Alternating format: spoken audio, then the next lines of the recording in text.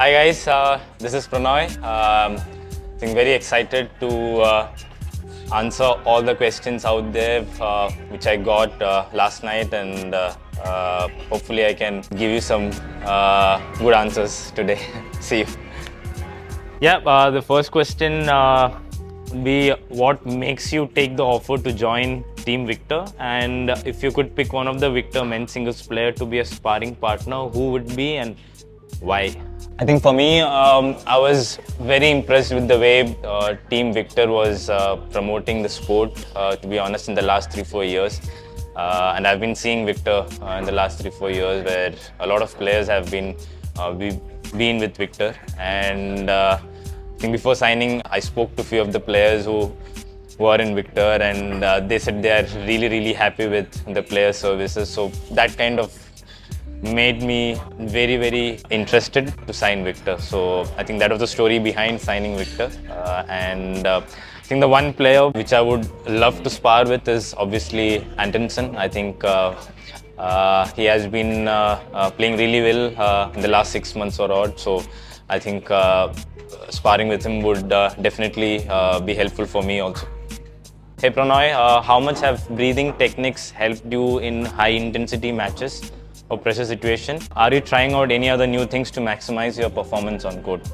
I think breathing has definitely helped me in the last few years, especially in pressure matches, because that has kept me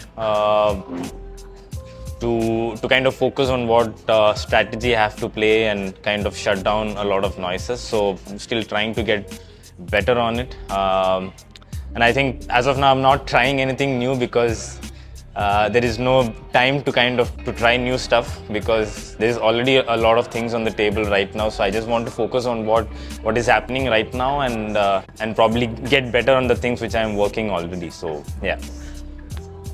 What is my most memorable tournament throughout my career, and the best and the worst?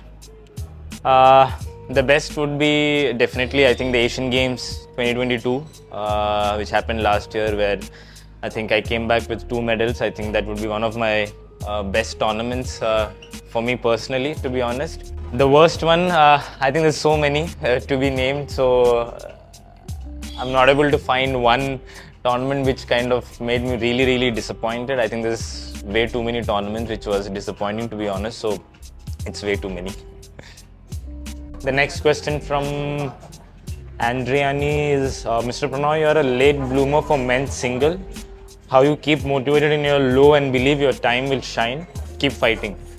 Thank you, first of all, for the question. I think, yeah, I've been a late bloomer, to be honest. I think probably I started playing really well and post 29. It's always a tough situation when things doesn't go well on court for the players. I think that's where a lot of things kind of starts to work against you. But I think for me, I've kind of tried to shift my thinking in the last few years, saying that the importance is to kind of have improvement in the daily practice and to not really keep tournaments as the landmark for me. So I think I've kind of got better in doing that. I've kept very less expectations for tournaments, and I've always been very harsh on myself during practice sessions. So I think that kind of takes care of a lot of things mentally also for you. I think that's why in the last 2 years you have seen a lot of good results coming for me, because I've always tried to improve myself in the practice sessions rather than on tournaments. So yeah, that would be the reason I would think. I got few interesting questions. Pick this or that, and why? The first one is skill or power. For me, I think it's definitely power, because I've always been a fan of big hitting and big smashes, and so for me it's a little bit more towards the power side. Second question is World Championship gold medal or All England gold medal.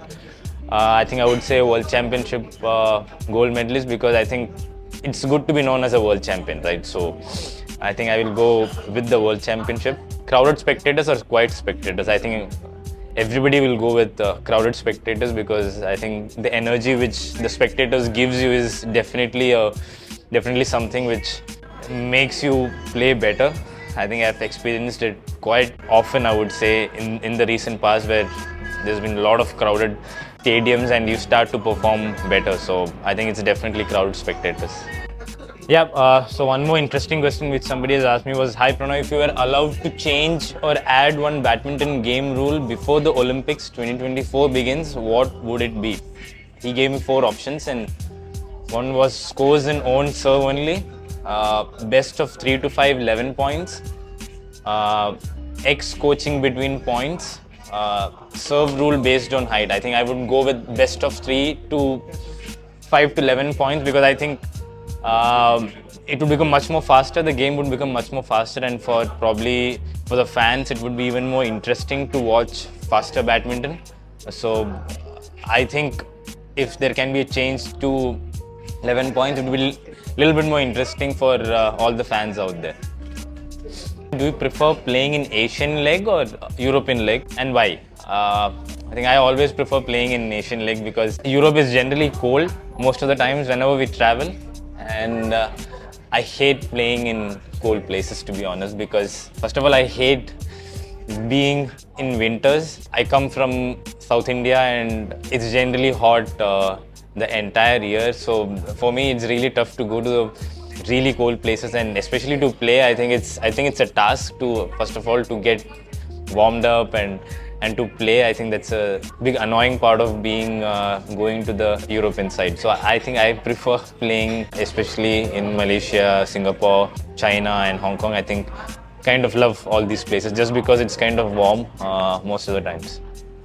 I know it's been a roller coaster journey for you to be on this level. Can you share with us the turning point of your career and one moment when you at your lowest? Thank you. So I think for me, 2010 Youth Olympics was one of the turning points of my career because I think that kind of gave a lot of confidence saying that I can play at the world level. So I would kind of give it as one of my turning careers in my career because I think that was crucial for me at that point. And for me, the lowest point in my career was post 2018. I think I was playing well, I was in the top 10s, and suddenly I had a health issue which it took a while for me to come back to the sport. That was one of the toughest time because I thought that I won't be able to play again because of the health issue. And then after a lot of investigation and stuff, again I started to play, but that phase was very, very tough for me to even think now, saying that I could be playing back at this level. This is a question where it's from the Asian Games quarterfinals, where somebody has asked how you managed to calm yourself during the match point, especially during Asian Games against Lesia. I think, to be honest, I thought that the game was not mine, and I was praying to God, saying that just give me one more chance today so that I can change this result. And it happened. Sometimes you believe that there is some supernatural power, and I think that day was something like that, where a lot of things kind of changed very quickly. I think second game I was leading with the match point, and then he won that set. And then in the third set where he was match point, I thought everything was done and dusted and I won't be able to kind of stand on the podium. But things changed very quickly, and I would say very, very lucky to be winning that match very close, and one of those big matches where I think a lot of things kind of went well for me. So yeah.